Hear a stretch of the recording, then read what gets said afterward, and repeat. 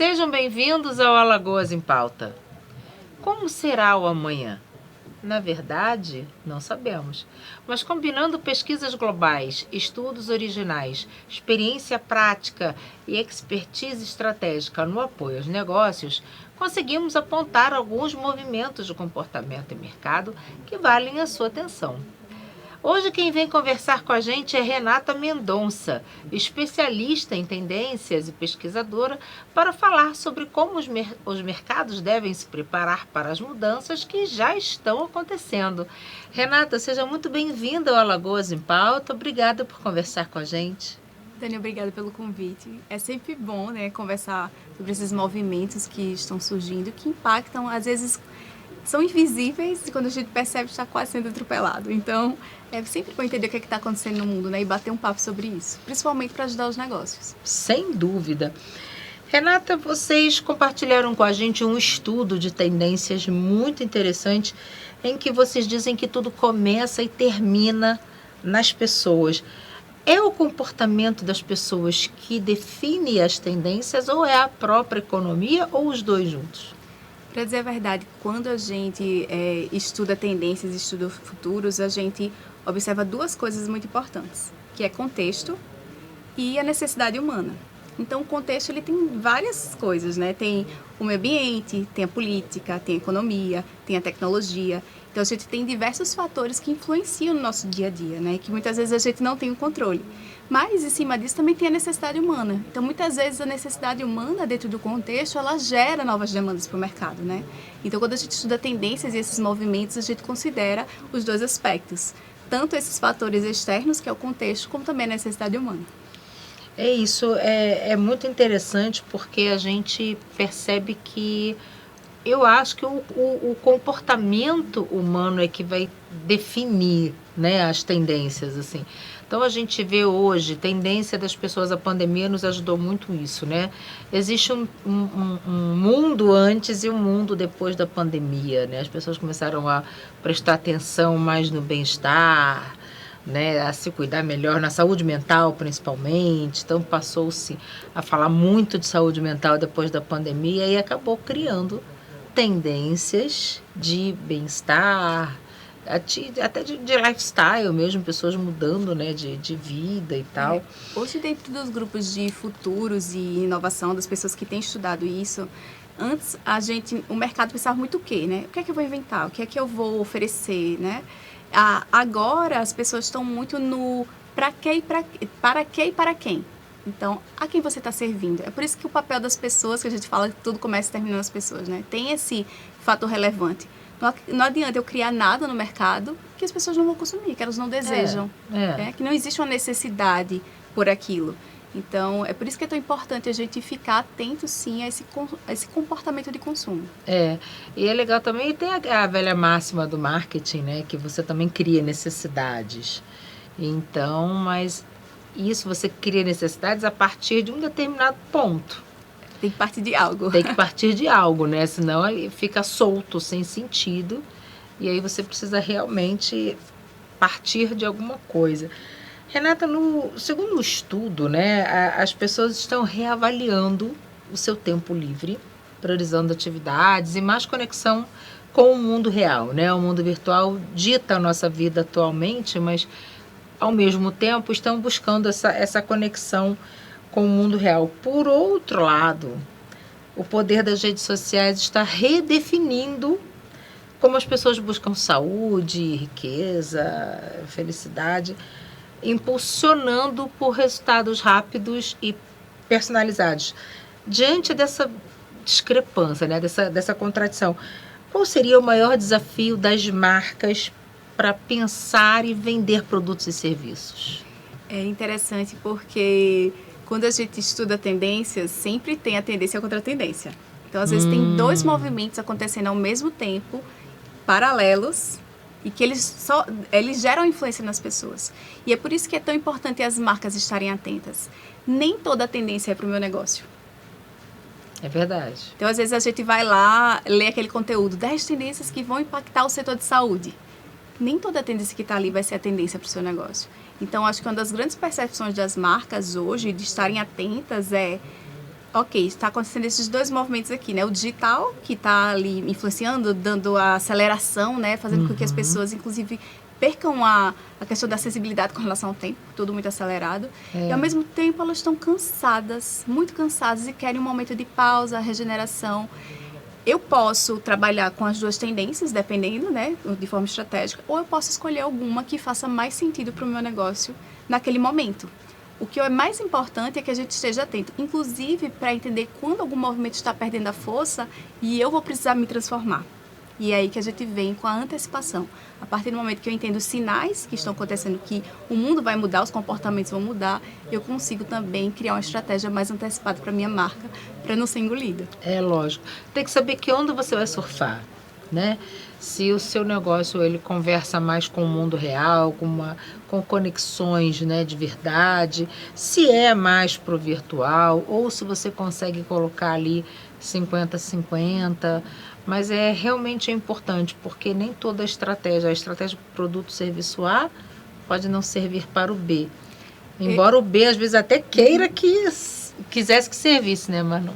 Eu vou dar um exemplo bem prático, sabe, Dani? Eu gosto muito, inclusive, de vivenciar as tendências. Então, às vezes, quando eu vejo algum sinal, eu vou lá, se eu puder interagir, eu interajo. Então, eu participei de um lugar, inclusive, que está no caderno, que é o UNA, e que lá é um interior da Bahia. Realmente, você vai passar uma semana de detox, seja de alimentação. Não é proibido, mas existe uma educação para você não utilizar o celular, você vai fazer várias terapias, vai ter momentos de grupo. Sendo que você está exatamente naquela coisa do eu preciso descansar. Então, eles estão vendendo isso. Mas, ao mesmo tempo, para eu chegar neles, eles me bombardearam na rede social. Eles criaram uma necessidade. Sua vida está acelerada. Né? Você está precisando ter um tempo comigo. Então, eles utilizaram as duas estratégias ao mesmo tempo. Sabe? Então, assim, é isso que a marca precisa ficar atenta. Então, o serviço final deles realmente é um espaço de relaxamento, uma experiência de imersão, que as pessoas vão poder ali descansar e ter o seu momento regenerativo. Mas, ao mesmo tempo, eles utilizaram essa coisa dessa agonia quase da rede social, né? Da perseguição, inclusive, do algoritmo, que eles começam a nos perseguir, as informações começam a nos perseguir a partir de nossos interesses, a favor deles. Então, é possível, sim, utilizar mais de uma tendência, mesmo que seja contraditória, na estratégia do negócio. Acho que assim fica mais claro até de entender. Fica mais claro, né? Porque eu li o estudo e eu vi que havia essa discrepância. Ao mesmo tempo que as pessoas querem se desconectar, elas também entendem que não vivem sem a rede social, sem a internet para resolver o problema delas e querem que aquele problema seja solucionado de forma rápida, objetiva, né? Então, assim, vamos entender isso aí para saber como é que isso está funcionando. Por exemplo, a gente falando de tendências, né? Uma coisa que eu observo bastante é essa história das bets, né? Isso virou uma febre. E hoje em dia, né, até estão regularizando esse mercado e tudo mais, regulamentando, mas assim, vocês conseguiram prever que haveria uma tendência das bets, por exemplo, chegada das bets ao mercado? Então, a gente consegue perceber, por exemplo, que está tendo uma questão maior de consumo de jogos em geral, né? Então, a gente percebe, os movimentos às vezes começam assim. Então, eu percebo que ali a pessoa tem a rede social, que influencia, tem a tendência dos influenciadores, porque as bets também se espalharam muito para uma questão de influência, né? Você vê que uma das grandes estratégias deles foi trazer pessoas reconhecidas para validar aquilo ali, dar credibilidade que aquilo... Atletas influencers, isso, né? Atletas influencers e pessoas do mercado também. Então, e também aqui é o crescimento dos jogos. Então, a gente vê que já tinha uma predisposição ali para jogos de azar, o vício do jogo, né? Inclusive, tem várias pesquisas sobre vícios de jogos, inclusive spas e locais para as pessoas tirarem os vícios, né? Com relação a isso. Então, ele entende diversos comportamentos, junta várias tendências e aí joga uma coisa no mercado que vai ali suprir uma necessidade latente das pessoas, que é, basicamente... As pessoas estão vivendo um momento de escapismo, né? A nossa realidade, eu não quero viver aquela realidade. E o jogo e a possibilidade de um ganho... Isso que eu ia falar do dinheiro fácil, isso, né? Dá essa ilusão de que eu posso ganhar e mudar de vida. Isso, e a base disso tudo é a necessidade de escape. Essa necessidade de escape pode ir também para a questão de outros vícios, né? Exato. Como a gente viu, por exemplo, na pandemia, que teve um aumento do consumo de álcool. Então, a pandemia em si, ela mexeu muito com o emocional das pessoas, né? Então, a realidade que se coloca, ela não é muito aceita. Então, como é que eu mudo essa realidade rapidamente? Como é que eu posso mudar isso? E aí vem produtos, né, serviços como esses, que entram no mercado e que, sim, provavelmente, inclusive, boa parte das marcas, quando vão lançar esses tipos, não é à toa. Lógico. Né? Essas grandes marcas, quando lançam produtos, elas fazem estudos de tendência. Lógico. Então, elas entendem do comportamento humano. E o brasileiro, ele já tem essa coisa, né? E muitas vezes, por exemplo, os bets, eles começaram muito associados à questão do esporte, que é uma febre, né? Uma questão, né? Você vê que as bets patrocinam times de futebol, que é uma paixão do brasileiro. Então, tudo foi pensado de forma estratégica. E a gente consegue, sim, ter uma previsão de que aquilo vai... Inclusive, a gente, logo no começo, eu acho que no nosso blog tem falando sobre as bets, né? E é interessante, Dani, porque tem coisas que a gente às vezes fala 4 anos atrás, que de repente, estoura. Um dos temas recentes sobre isso foi, por exemplo, o turismo industrial, né? Por exemplo, das cervejarias, a gente até falou aqui das cervejarias daqui, que teria essa possibilidade de explorar o turismo industrial. Isso a gente falou há 2 anos, quando chegou agora, está no TikTok. Todo mundo falando sobre turismo industrial. Então, a gente precisa entender esses comportamentos e como as empresas podem utilizar antecipadamente para criar estratégias assertivas e se diferenciar no mercado. Exatamente, né? Tem que sair na frente. A tendência, o estudo de tendência é para isso, né? Justamente para que as empresas elas se antecipem e tenham o quê de pioneirismo. Inclusive, você falou das bets, né? A gente agora acompanhou a CPI, né, que estava acontecendo. Um dos exemplos que a gente colocou aí foi a questão do cachê da desgraça, né, que a gente até colocou dessa forma, né, como as pessoas que estavam envolvidas nas bets, elas lucravam os influenciadores, né, a partir da perda dos próprios seguidores, né? Ontem mesmo eu estava vendo uma entrevista do Cauã, né, que ele também, o ator, né? O ator, ele falando assim que se desfez o contrato, porque no começo ele aceitou, porque ele viu tantas pessoas de credibilidade no mercado aceitando e achou que aquilo não seria teria um verdadeiro impacto. Quando ele viu o que estava acontecendo com a sociedade, ele decidiu fechar o contrato, né? Mas a gente sabe que agora que realmente se está discutindo, agora que estourou, então a gente vai ver as repercussões disso a partir de agora, o que é que vai acontecer. E será que vocês conseguiriam prever também essa repercussão negativa? Assim, vocês conseguem prever uma curva, uma ascendência, mas a queda também? Então, quando a gente faz os estudos de tendência, eles nunca são muito curtos, né? Às vezes as pessoas pensam em tendências como algo como moda, né? Que você vai, estoura e cai. Na verdade, são movimentos mais longos. Então, o que a gente vai ver como um movimento longo, que eu falei para você, é o escapismo. Ele é o movimento principal. As pessoas querem escapar da realidade.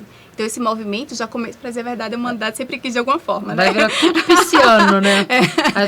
Vai ter um virginiano mais na Terra. O que a gente chama, por exemplo, do caso da Bet, né, da questão das bets, é que ela é um sinal, ela é uma materialização desse movimento. Então, assim, pode ser que ela se desfaça, né, mais rapidamente, num espaço de curto menor. Mas vão surgir outras coisas que vão ainda responder ao escapismo. E esse enriquecimento rápido também, né? O influencer, ele traz muito essa ideia do enriquecimento rápido e fácil. Então, você vê pessoas que até 4 anos atrás, 3 anos atrás, eram pessoas comuns, como eu e você, e hoje são milionários, têm o próprio avião e tudo. Então, assim, as pessoas acreditam que elas também são capazes daquilo, porque até então essa pessoa era tão comum quanto ela, né? Então, é uma coisa que eu acho interessante, Dani, com relação a isso, é que hoje a gente tem muitos influencers, certo? Muitos. Mas, se a gente olhar direitinho, em termos de dados, quantos por cento da população brasileira é influencer?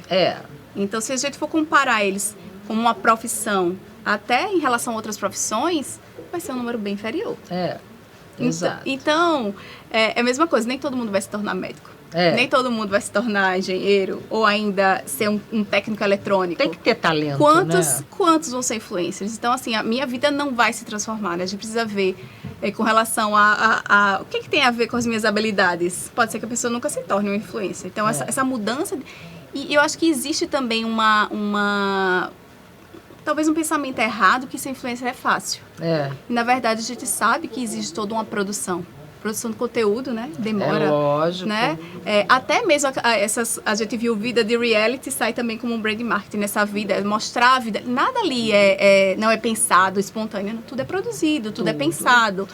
Da roupa que eu vou usar, às vezes ao diálogo que eu vou ter, né? O que é que eu vou mostrar. Então as pessoas pensam que é muito fácil, que é gravar um vídeo, colocar na internet, não de repente eu vou virar influencer. Não é natural aquilo, né? E, inclusive saiu, eu estava lendo essa semana também, que até o mercado de influência ele está se modificando, porque antes você só vendia estilo de vida. E agora você vai precisar se deslocar para um produtor e começar a construir um produto, um serviço. Então, só a sua vida, o que acontece ali já não vai mais sustentar você como não uma vende influencer. Mais. Exatamente. Você vai ter que criar realmente uma cadeia de produtos e serviços para poder manter aquelas pessoas engajadas. O mercado de influencer que preste atenção aqui nos estudos da Mescla, porque, né?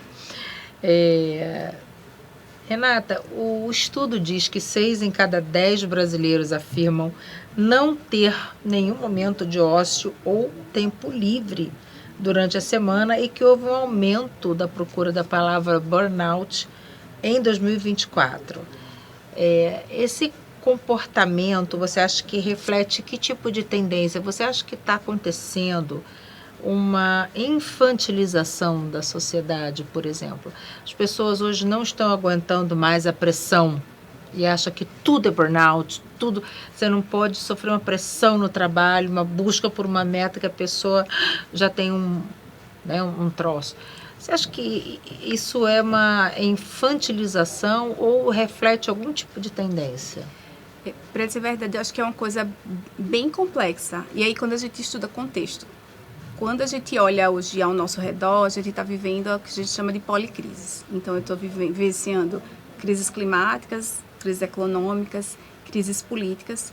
Tudo isso gera um estresse silencioso que não necessariamente está ali na minha rotina, mas o tempo todo está. Ok, como essa chuva vai me impactar? Né? O quanto o aumento dos preços de alguma coisa vai o quanto a diminuição do meu poder de compra vai influenciar na minha vida. Então, tudo isso vai gerando um estresse silencioso.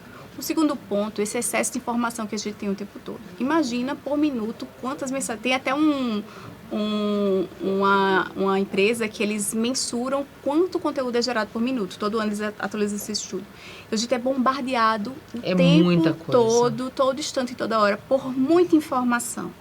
Então, a gente está chegando num ponto em que a gente não está suportando, a gente não está processando. É tudo tão rápido que o nosso corpo e nossa mente não está acompanhando a rapidez das coisas. Né? Então, não é só o trabalho que está gerando o cansaço, é a sociedade do cansaço. Tudo gira para que a gente esteja estafado. Às vezes é 9 horas da manhã, tem até um vídeo de uma moça que saiu também essa semana na rede social. São 9 horas da manhã e eu já vi como comprar passagens mais baratas, eu já vi quem foi que casou, quem fez o chá de fralda, Então, assim, imagina você no começo do seu dia, que você deveria estar ali, talvez fazendo atividade física, comendo devagar, tendo um momento ali de conversar com seu parceiro, com seus filhos. Começar a engatar o dia. Isso, pegar energia. Se você abrir uma rede social, em 5 minutos você já teve a informação, acho que para 1 ano. Então, a gente não está aguentando. Então, eu acho que isso não é uma coisa tão simples, sabe? Eu acho que a gente precisa... Inclusive, tem pessoas agora que estão fazendo isso mais conscientes. Eu preciso começar a blindar o que chega até mim. Seja de informação, ou então o que é que eu posso lidar dentro desse contexto de policrise. Isso é interessante, né? Porque é um outro viés, assim, né? Eu não tinha pensado no burnout nesse sentido, mas um burnout ligado ao trabalho, por exemplo. Então, aí a gente chega no trabalho. Agora, imagine que essa pessoa, com toda essa bagagem, chegou para trabalhar. E a gente vem aí... Impacta na entrega. E a gente vem aí para uma cultura de performance, né? E uma geração que chega agora, que é a geração Z, que vai questionar tudo isso. Tudo. que ela vai pensar. E aí tem, eu não sei se vocês acompanham, né? Tem um estudioso de gerações que é o Dad Schneider. Ele é excelente nisso. E também tem a Maíra Blasi, que ela é uma futurista que estuda essas gerações no trabalho. E ela fala que a geração Z, ela cresceu e olhou os pais ausentes, muitas vezes chegando em casa estressados ou adoecendo por conta do trabalho. Mesmo sem rede social. Mesmo sem rede social. E ela para agora, está entrando no mercado de trabalho e se pergunta, é isso que eu quero para minha vida? Eu cresci sem meus pais. Não é porque sempre foi assim que deve ser, isso. Né, no futuro. Então ela vem ali uma geração que vai questionar, diz, não, eu não quero trabalhar sábado e domingo. A gente fez uma palestra há umas 3 semanas atrás e tinha uns gerentes de RH e ia falando que nem adianta chegar para mim com escala 6x7. 6x7, Eles não querem mais. E aí o mercado vai fazer o quê? Então, não adianta, vai precisar de uma adaptação. Claro. Não adianta virar uma corda, né? Cada um puxa para o lado. Vai precisar se encontrar um equilíbrio. E os movimentos de mudança, eles vêm para isso, né? Para que a gente gere um novo status quo. A gente mude o que a gente tem e vá se adaptando. E a gente se adaptou tanto como sociedade no decorrer dos anos. Uma nova revolução industrial, né? Que não seria uma revolução industrial, mas seria uma nova revolução do nosso comportamento no trabalho, de como a gente lida com o trabalho. Né? E como a gente vê o trabalho também, como né? A gente vê o e trabalho. O que a gente está disposto também a ceder do resto da parcela da vida. Então, essa geração mais nova, ela vem discutir isso. Né? E traz a gente para repensar também se o sistema de trabalho é isso mesmo. Será que é isso mesmo, né? Mas assim, eu percebo também, por outro lado, eu não sou estudiosa de tendências, nem futurista, estou trazendo aqui a minha percepção, né? Eu percebo também que essa geração Z, ela é muito mais imatura, digamos assim. Então, mas foi uma geração mais protegida, né? Mais protegida, Foi uma geração mais protegida, foi uma geração em que os pais conversaram num ponto mais de igualdade. Então, ela não mais tarde de casa. Ela não vê tanto a questão da autoridade. É por isso que ela questiona um chefe sem medo. Ela não tem medo da autoridade, entende? Isso é um fato. Essa geração vai conviver no mercado de trabalho. E aí a gente precisa encontrar o meio do caminho. Claro, a minha geração é a intermediária, que eu fico brincando, né? Que fica ali fazendo... eu dificilmente diria um não para o chefe, né? Hoje em dia você vê uma geração Z dizendo não. Eu ia me esforçar, fazer o máximo que eu pudesse para entregar. E às vezes ia ultrapassar um limite ali. Essa geração mais jovem não está disposta. Não.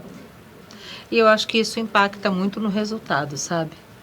Isso impacta muito no resultado da empresa. Então, assim, precisa rever uma série de coisas porque é uma reação em cadeia. Isso.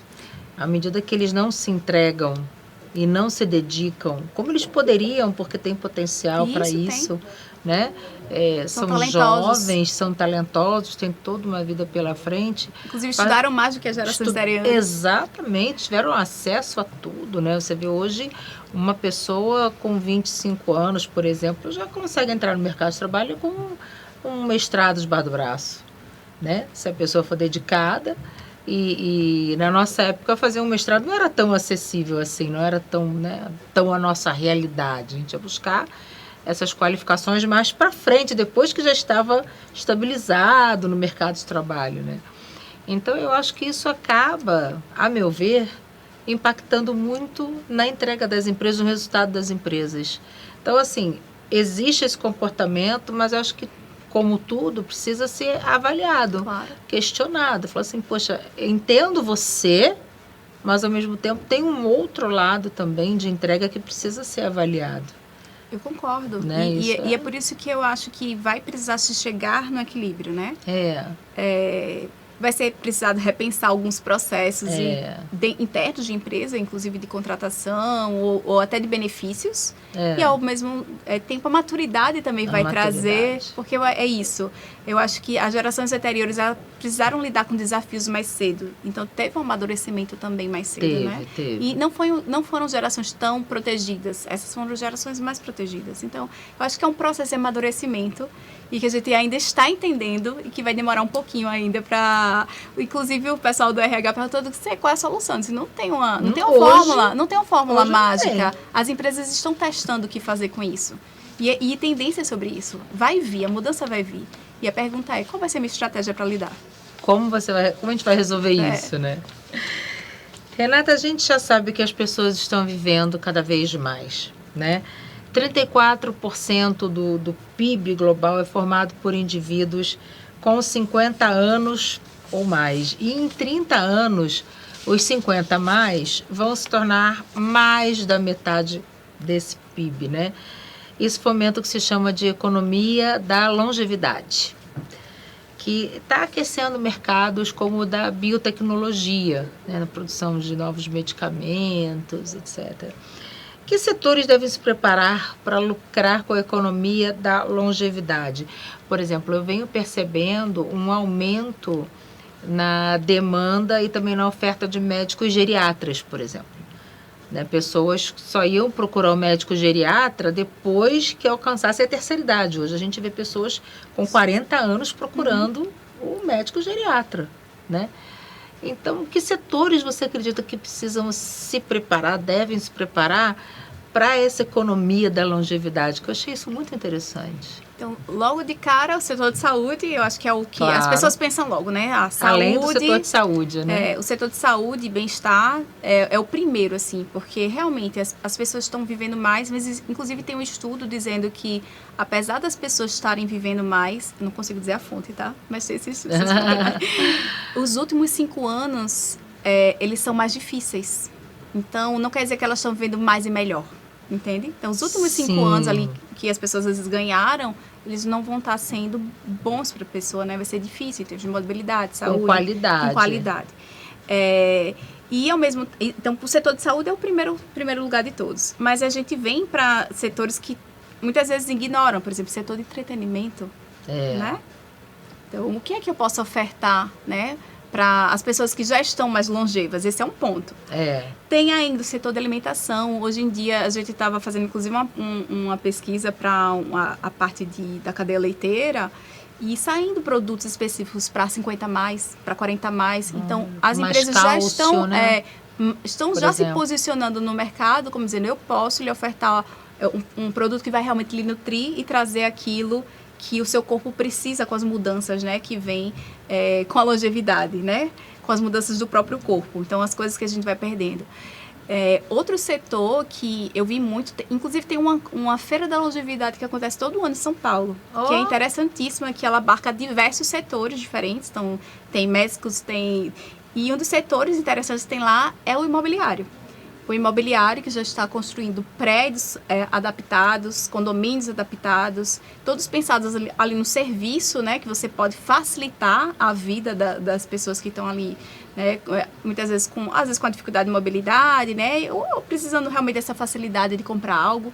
Então, realmente, empreendimentos pensados para aquele público, seja no tamanho da porta, que talvez precise ali de uma cadeira de roda no futuro, ou uma lateral de banheiro para segurar, ou um piso diferente, ou não ter, né, os batentes. Então, a arquitetura, né, a engenharia, o setor imobiliário, então só aí quantas coisas não são... Tem vários, né? E quando a gente vê que aí uma coisa paralela é que enquanto as pessoas estão vivendo mais, cada vez nascendo menos, né? Inclusive saiu um estudo do IBGE essa semana falando que a queda da natalidade aqui no Brasil, né? E o questionamento das mulheres de serem mães. Então vai ter uma inversão aí de papéis. E cada vez mais a gente vê uma geração de filhos únicos. Isso. Né? As famílias cada vez mais reduzidas, pessoas que decidem mais ou não casar ou não ter filhos. E essas pessoas vão viver como em comunidade? Né? Como vai ser a longevidade para essas pessoas que têm uma família reduzida ou não têm família?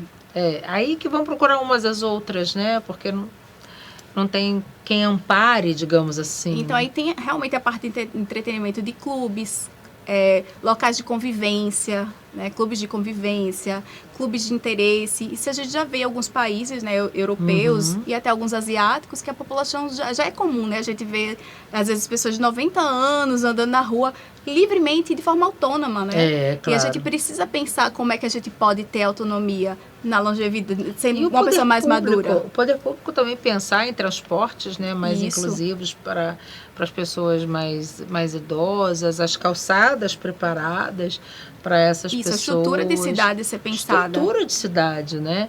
E o turismo também, né? O turismo também tem essa questão dos grupos, de guias preparados para lidar com esse público, né? Pessoas que precisam de algum cuidado.